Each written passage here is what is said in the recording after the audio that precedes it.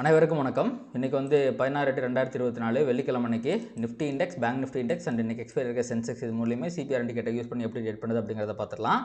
அதுக்கு முன்னாடி நேற்று யூஎஸ் மார்க்கெட்டில் என்ன ஆச்சு அப்படிங்கிறத பார்க்கணும். ஸோ எப்போவுமே நம்ம முதல்ல யூஎஸ் மார்க்கெட்டை பார்த்துட்டு தான் இந்தியன் மார்க்கெட்டை பார்ப்போம். அதற்கு முக்கியமான காரணம் என்ன அப்படின்னா, இந்த கேப் அப் கேப் டவுன் எல்லாமே வந்து பார்த்திங்க அப்படின்னா யூஎஸ் மார்க்கெட்டை பேஸ் பண்ணி தான் நம்ம மார்க்கெட்டில் நடக்கும். அதனால தான் இதை பார்க்குறோம். நேற்று வந்து பார்த்திங்கன்னா டவ் ஜோன்ஸ் வந்து ஒரு 1.39% மேலே ஏறி இருந்துச்சு, S&P 1.6% மேலே ஏறி இருந்துச்சு, நாஸ்டாக் வந்து 2.46% மேலே ஏறி இருந்துச்சு.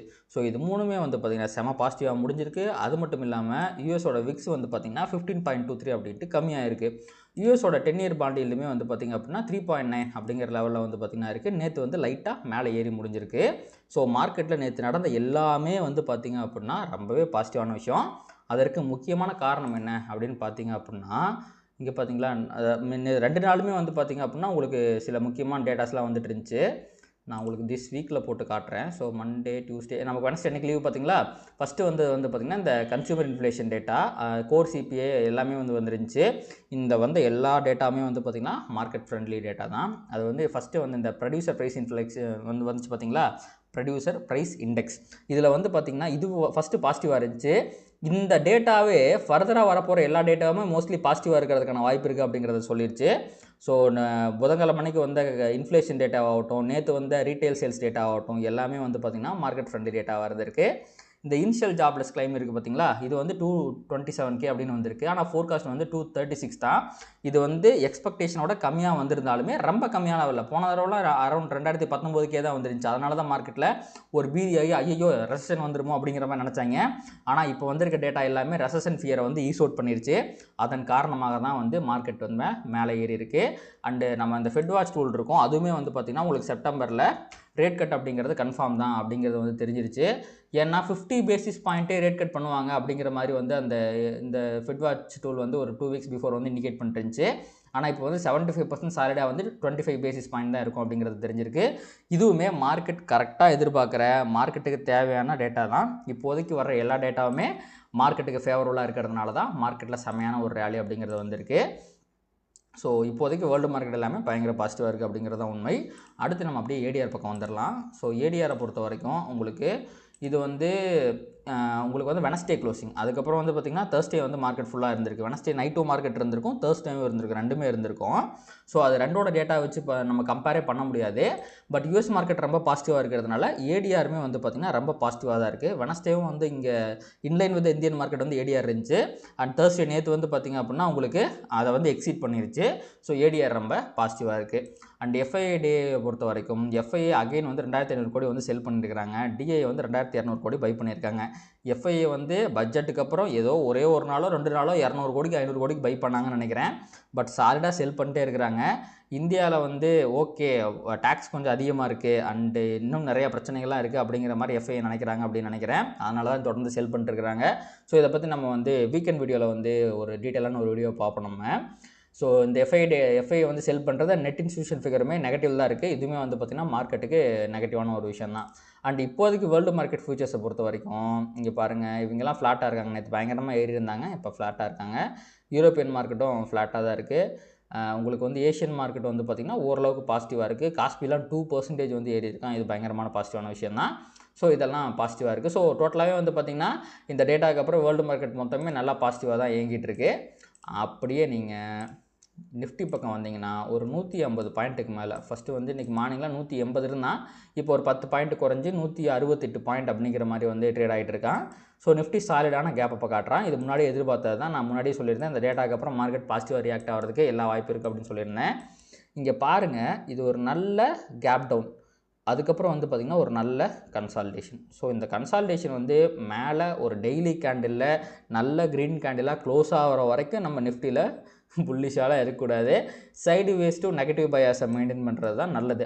ஆனாலுமே இந்த ரெட் கேண்டெல்லாம் கொஞ்சம் ஓவராக இருக்குது. உங்களுக்கு பையிங் ப்ரெஷரே சுத்தமாக வரல, வந்தாலும் அது வந்து ரொம்ப சீக்கிரமாக வந்து கீழே போயிடுது. அண்ட் இந்த ஹேங்கர் இருக்குது பார்த்திங்கன்னா, நான் முன்னாடியே சொல்லியிருந்தேன் பார்த்திங்களா ஒரு ஹேங்கர் மாதிரியான பேட்டர்ன் ஃபார்ம் ஆகிட்டு இருக்குன்னு. அந்த ஹேங்கருக்கு கீழே ப்ரைஸ் ரொம்ப சாலிடாக சஸ்டெயின் பண்ணிகிட்டு இருக்கு. ஸோ இந்த இடம் பார்த்திங்களா, இது செம்மையான ஃபேக் பிரேக் அவுட்டுங்க. இந்த இடம் வந்து பிரேக் அவுட் ஆகி மேலே போயிருக்கணும், ஆனால் அப்படியே டபுள் டாப் போட்டு கீழே வந்துட்டான். ஸோ இதுக்கப்புறம் இதோட ஹையான இந்த 24,435 தாண்டாமல் நம்ம நிஃப்டியில் வந்து பொசிஷனெலாம் வந்து புல்லிஷாலாம் இருக்க முடியாது. பட் நம்ம இப்போ பியரிஷ் பயாஸை மெயின்டைன் பண்ணாலும் எப்போ வேணாலுமே மார்க்கெட் வந்து ரிவர்சலுக்கு தயாராக இருக்குது அப்படிங்கிறதையும் நீங்கள் புரிஞ்சுக்கணும். ஏன்னா மார்க்கெட் வந்து ஓவர் சோல் கண்டிஷனில் இருக்குது, ப்ராஃபிட் புக்கிங் அப்படிங்கிறது வர மாட்டேது. டெய்லி கேண்டில் என்ன தான் உங்களுக்கு ஏகப்பட்ட ரெட் கேண்டில் இருந்தாலும் இங்கே பார்த்தீங்களா உங்களுக்கு இந்த ரீட்ரேஸ்மெண்ட் அப்படிங்கிறது நல்லா தாங்க வந்திருக்கு. இந்த கேண்டில் தான் வந்து பார்த்திங்கன்னா பயங்கர செல்லிங் ப்ரெஷர் வந்த கேண்டிலே, அதுக்கப்புறம் பையிங் ப்ரெஷரே வரல. ஸோ அந்த பையிங் ப்ரெஷர் மொத்தமாக இன்றைக்கி மார்னிங் கேப்பப்பில் வந்துடும். அதுக்கப்புறம் அவன் கீழே விழுகிறானா இல்லை மேலே போகிறானா அப்படிங்கிறத பொறுத்திருந்து பார்க்கணும். ஸோ பொசிஷனலாக மார்க்கெட் வந்து சைடு வேஸ் டு நெகட்டிவ் பயாஸாக இருக்குது. இந்த 24,450 தாண்டினா தான் அவன் புல்லிஷாக மாறுவான். நீங்கள் ஏதாவது ஸ்ட்ராட்டஜி கிரியேட் பண்ணுறீங்க அப்படின்னா இந்த அனாலிசிஸ் யூஸ்ஃபுல்லாக இருக்கும் அப்படின்னு நான் நம்புகிறேன். அதுக்கப்புறம் நம்ம வந்து இப்போ இன்ட்ராடே பெர்ஸ்பெக்டிவில் போயிடலாம். ஸோ டெய்லி சிபிஆரில் வந்து பார்த்திங்க அப்படின்னா உங்களுக்கு மார்க்கெட் வந்து புதன்கிழமை அன்னைக்கு ஃப்ளாட்டாக ஓப்பன் ஆகிட்டு கன்சால்டேஷன்லேயே முடிச்சிட்டான். சிபிஆருக்கு கீழே தான் முடிச்சிருக்கான். இது வந்து பார்த்திங்கன்னா ஒரு சின்ன நெகட்டிவான விஷயம். ஸோ மோஸ்ட்லி அடுத்த நாள் வர சிபிஆர் வந்து ட்ரெண்டிங் சிபிஆராக தான் இருக்கும். ஏனென்றால் மார்க்கெட் கன்சால்டேட் ஆனால் அடுத்த நாள் ட்ரெண்ட் ஆகி தான் ஆகணும். இங்கே பார்த்தீங்களா இது வந்து ஒரு டிசெண்டிங் நேரோ சிபிஆர். என்றைக்குமே இந்த டிசெண்டிங் சிபிஆர் வந்து உங்களுக்கு மண்டே அன்னைக்கோ ஃப்ரைடே அன்னைக்கோ வருதுன்னா மோஸ்ட்லி மார்க்கெட் ட்ரெண்ட் ஆகிறதுக்கு நிறையா வாய்ப்பு இருக்குது. இன்றைக்குமே மார்க்கெட் ட்ரெண்ட் ஆகிறதுக்கு எல்லா வாய்ப்பு இருக்குது. 150 பாயிண்ட் கேப் அப்படின்னா உங்களுக்கு ப்ரைஸ் வந்து 150னா இங்கே பாருங்கள் கண்டிப்பாக R2 R3க்கு மேலே தான் ஓப்பன் ஆகும். ஓப்பனிங்லேயே ப்ரைஸ் கீழே விழுறதுக்கு தான் 90% சான்ஸ் இருக்குது. ஏன்னா மார்க்கெட் வந்து டிசெண்டிங் சிபிஆரில் இருக்குது. அந்த ஃபால்க்கு அப்புறம் மார்க்கெட் வந்து ஃபர்தராக மேலே போகுதா இல்லையா அப்படிங்கிறதான் கொஸ்டின். அது பேஸ்ட் அந்த ப்ரைஸ் ஆக்ஷன் தான் முடிவு பண்ண முடியும். ஸோ இனிஷியலாக நீங்கள் கொஞ்சம் பியரிஷாக இருக்கலாம். மார்க்கெட்டில் ஒரு செல்லிங் ப்ரெஷர் வர்றதுக்கு நிறைய சான்சஸ் இருக்குது. ஆனால் அந்த செல்லிங் ப்ரெஷர் ஈஸ் அவுட் ஆகிட்டு பையிங் ப்ரெஷர் வருதா அப்படிங்கிறத இன்றைக்கி முக்கியமான கேள்வி. டிசெண்டிங் சிபிஆராக இருக்கிறதுனால நீங்கள் இன்றைக்கி டே வந்து ஃபுல் அண்ட் ஃபுல் பியரிஷாகவே இருக்கலாம். ஸோ மேலேருந்து வர்ற எல்லா ரிவர்சல் பேட்டர்னுமே ஹை ப்ராபபிள் ட்ரேடிங் ஆப்பர்ச்சுனிட்டி தான். மேபி ப்ரைஸ் R3லேருந்து சிபிஆர்லாம் தாண்டி கீழே S1 வரைக்கும் போகிறான்னா இங்கே ஏன்னா 2 பிவோட் மூவ் வந்தாலே நமக்கு ட்ரெண்டிங் அப்படிங்கிறது தெரிஞ்சிருங்க. இப்போ R3லேருந்து ப்ரைஸ் R1 வரைக்கும் வந்தாலே அது ஒரு ட்ரெண்டிங் மூவ் தான். ஒரு 100 பாயிண்ட் ஒரு 0.5% அளவுக்கு வந்து பார்த்திங்கன்னா ப்ரைஸ் மூவ் ஆயிரும். ஸோ அந்த ட்ரெண்டிங் மூலமாகவே இந்த சிபிஆர் அப்படிங்கிறவன் ட்ரெண்டிங் டே அப்படிங்கிறத ப்ரூவ் பண்ணிக்குவான். அதுக்கும் வாய்ப்பு இருக்குது. ஸோ பார்த்து ட்ரேட் பண்ணுங்கள். அண்டு என்ன ஹை ப்ராபபிள் பேட்டர்ன் என்னென்னா மேலேருந்து ரிவர்சல் ஆகிற R3 ரிவர்சல் R2 ரிவர்சல் இது எல்லாமே வந்து பார்த்திங்கன்னா ஹை ப்ராபபிள் ட்ரேட் தான். ஆனால் ப்ரைஸ் R2வை தாண்டி கீழே க்ளோஸ் வச்சதுக்கப்புறம் என்ட்ரி எடுக்குங்க. R3க்கு மேலே இருக்கும்போது R2க்கு மேலே இருக்கும்போது பையர்ஸோட கை கொஞ்சம் ஓங்கி இருக்கும். ஸோ வேரியஸ்னஸ் சைன்லாம் வராது. R2வை தாண்டி கீழே 5 மினிட்ஸில் க்ளோஸ் வச்சதுக்கப்புறம் என்ட்ரி எடுக்கிறது தான் வந்து ஒரு சரியான விஷயமா இருக்கும். அடுத்து நம்ம அப்படியே வந்து பேங்க் நிஃப்டி பக்கம் போயிடும். ஃபஸ்ட்டு பொசிஷனெலாம் பார்த்துடலாம். நீங்கள் டெய்லி டைம் ஃப்ரேமில் பார்த்தீங்க அப்படின்னா ஓகே இந்த ஒரு சேனல் பேட்டர்ன் ஒரு டிசெண்டிங் சேனல் பேட்டர்னுக்குள்ளே நல்லா கன்சல்டேட் ஆகிட்டு இருக்கான். அண்ட் அதோட பாட்டம் கிட்ட இருக்கிறான். அண்ட் இப்போ வந்து பார்த்திங்கன்னா ஒரு 0.7% ஆர் 0.65% அளவுக்கு வந்து பார்த்திங்கன்னா மார்க்கெட் வந்து கேப் ஆகுது அப்படின்னா அரௌண்ட் 50,000 கிட்ட தான் வந்து ஓப்பன் ஆக போகிறான். ஓகேங்களா மேபி இந்த அளவுக்கு வந்து இப்போது இன்னும் ஒரு 2 மணி நேரம் இருக்குது பார்த்திங்களா அதுக்குள்ளே வந்து அந்த டைமில் வந்து மார்க்கெட் மேபி கீழே வந்தாலுமே ஒரு 49,900 மேலே கண்டிப்பாக ஓப்பன் ஆவான். ஸோ இதுக்கப்புறம் பேங்க் நிஃப்டி 1 hour டைம் ஃப்ரேமில் ஸோ பொசிஷனெல்லாம் பார்க்கும்போது 1 hour டைம் ஃப்ரேமில் இந்த ஹை இருக்குது பார்த்தீங்களா இந்த பிரேக் அவுட்டோட ஹை அது நிஃப்டி மாதிரியே தான் இதுவும் 50,900 மேலே தாண்டினா தான் இவன் பாசிட்டிவ். அது வரைக்கும் வந்து இவன் வந்து ஒரு பியரிஷ் சென்டிமெண்ட்டை நீங்கள் வந்து மெயின்டைன் பண்ணிக்கலாம். பியரிஷ் டு சைட் வேஸ் நீங்கள் ரொம்ப பியரிஷாலாம் இருக்கணும்னா மோஸ்ட்லி சைட் வேஸில் இருக்கலாம். எப்போ வேணாலுமே இந்த நேரத்தில் ட்ரெண்ட் ரிவர்சல் வர்றதுக்கு ஏகப்பட்ட வாய்ப்புகள் அப்படிங்கிறது இருக்குது. அண்ட் இந்த பிங்க் லைன் இருக்குது பார்த்தீங்களா இதுதான் மந்த்லி சிபிஆர். இந்த மந்த்லி சிபிஆர் கீழே மார்க்கெட் இருக்க வரைக்கும் அது ஒரு பியரிஷ் சைன் தான். நான் முன்னாடியே சொன்ன மாதிரி டெய்லி டைம் ஃப்ரேமில் பார்க்கும்போது ஒரு சின்ன ரீட்ரேஸ்மெண்ட் வந்து கீழே வந்திருக்கான். ஸோ இதோட பிரேக் அவுட் ஆனதுக்கப்புறம் நீங்கள் பொசிஷனில் புல்லிஷ் ஆச்சு அப்படின்னா மார்க்கெட் வந்து ஒரு 51,200 வரைக்கும் போகிறதுக்கு வாய்ப்பு இருக்குது. அதுவும் பிரேக் அவுட் ஆகிற பட்சத்தில் ஃபர்தராக மேலே போகிறதுக்கு வாய்ப்பு இருக்குது. ஆனால் அதுக்கு பிரேக் அவுட்லாம் நடக்கணும். பார்ப்போம் நடக்குமா அப்படிங்கிறத பார்ப்போம். ஸோ அடுத்து நம்ம வந்து டெய்லி சிபிஆரில் பார்த்துருவோம். டெய்லி சிபிஆரில் பேங்க் நிஃப்டி வெனஸ்டே அன்னைக்கு எக்ஸ்பைரி இருந்துச்சு. அண்ட் இவனுமே நிஃப்டி மாதிரியே கன்சல்டேஷன்லேயே தான் முடிச்சிருந்தான். பார்த்தீங்களா சிபிஆர் கீழே தான் கன்சாலிடேட் ஆகிருக்கான். ஸோ கண்டிப்பாக இவனும் வந்து டிசெண்டிங் நேரோ சிபிஆர் தான் ஃபார்ம் பண்ணியிருப்பான். நிஃப்டியில் வந்து அதே பேட்டர்ன் தான். பட் நிஃப்டி அளவுக்கு நேரோவாக இல்லைங்க. இது நேரோ சிபிஆர் தான். பட் நேரோவுக்கும் மீடியமுக்கும் இடையில இருக்கிற மாதிரி சிபிஆர்னு வச்சுக்கோங்களேன். ஸோ இதுலேயுமே வந்து பார்த்திங்கன்னா ப்ரைஸ் 0.7% வந்து கேப் அப் ஆகுது அப்படின்னா கண்டிப்பாக ஒரு இவனுக்கும் கண்டிப்பாக R2க்கு மேலே R2க்கு பக்கத்தில் தான் ஓப்பன் ஆகும். இது டிசெண்டிங் சிபிஆர் அப்படிங்கிறதுனால கண்டிப்பாக செல்லிங் ப்ரெஷர் அப்படிங்கிறது இருக்கும். ஸோ R1 வரைக்கும் வந்துட்டு ப்ரைஸ் வந்து ஃபர்தராக மேலே போய் R1க்கு மேலேயே முடிஞ்சான் அப்படின்னா ஓகே இன்றைக்கி வந்து ஒரு விர்ஜின் சிபிஆர்லாம் ஃபார்ம் ஆகுது, நிஃப்டி பேங்க் நிஃப்டி ரெண்டுலேயுமே விர்ஜின் சிபிஆர் ஃபார்ம் ஆகிறதுக்கு நிறைய வாய்ப்புகள் இருக்க மாதிரி எனக்கு தெரியுது.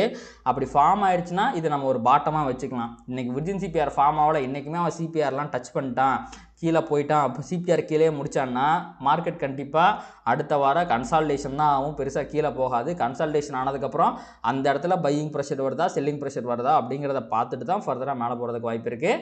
அண்ட் மோஸ்ட்லி நான் இன்றைக்கி வந்து விர்ஜின் சிபிஆர் டே தான் வந்து எதிர்பார்க்குறேன். நிஃப்டி பேங்க் நிஃப்டி ரெண்டுலேயுமே அது வந்து மேலே தான் நடக்கும் அப்படிங்கிறது எதிர்பார்க்குறேன். அது நடக்கிறதுக்கான வாய்ப்புகள் நிறையா இருக்க மாதிரி பேஸ்ட் அந்த ப்ரைஸ் ஆக்ஷன் எனக்கு தெரியுது. ஸோ நம்ம அதை வந்து பொறுத்திருந்து பார்ப்போம். ஸோ பேங்க் நிஃப்டியை பொறுத்த வரைக்குமே ஹை ப்ராவல் பேட்டர்ன் அப்படிங்கிறது டிசனிங் சிபிஆர் வந்து இருக்கிறதுனால மேலே இருந்து ப்ரைஸ் R2 ரிவர்சல் வருதுன்னா அது R1 வரைக்கும் வரதுக்கு வாய்ப்பு இருக்குது. இன்கேஸ் செல்லிங் ப்ரெஷர் அதிகமாக இருந்தால் சிபிஆர் வரைக்குமே வரதுக்கு வாய்ப்பு இருக்குது. அந்த செல்லிங் ப்ரெஷர் அதிகமாக எனக்கு இருக்காது அப்படிங்கிறத என்னோட அனாலிசிஸாக இருக்குது. ஸோ அதை நம்ம பொறுத்திருந்து பார்ப்போம்.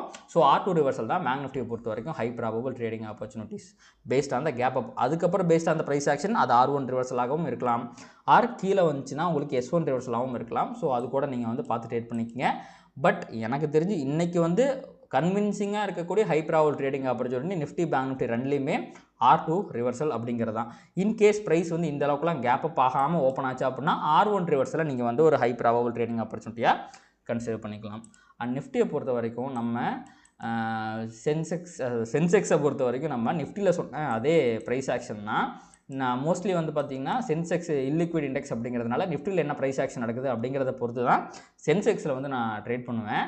ஸோ சென்செக்ஸ்லையும் சேம் ப்ரைஸ் ஆக்ஷன் தான் வந்து மெயின்டைன் ஆகிட்டு இருக்கு, மேபி வித் ஸ்மாலர் சேஞ்சஸோட. இப்போ உதாரணத்துக்கு நிஃப்டி வந்து அன்றைக்கி முடியும் போது ஒரு 0.22% வந்து பாசிட்டிவாக முடிஞ்சிருக்குன்னா சென்செக்ஸ் வந்து 0.19% வந்து பாசிட்டிவாக முடிஞ்சிருக்கு. ஏன்னா நிஃப்டி வந்து 50 ஸ்டாக்கோட வெயிட்டேஜில் இயங்குது, சென்செக்ஸ் வந்து 30 ஸ்டாக்கோட வெயிட்டேஜில் இயங்குது. அதனால் சின்ன சின்ன வேரியேஷன்ஸ் வரும்.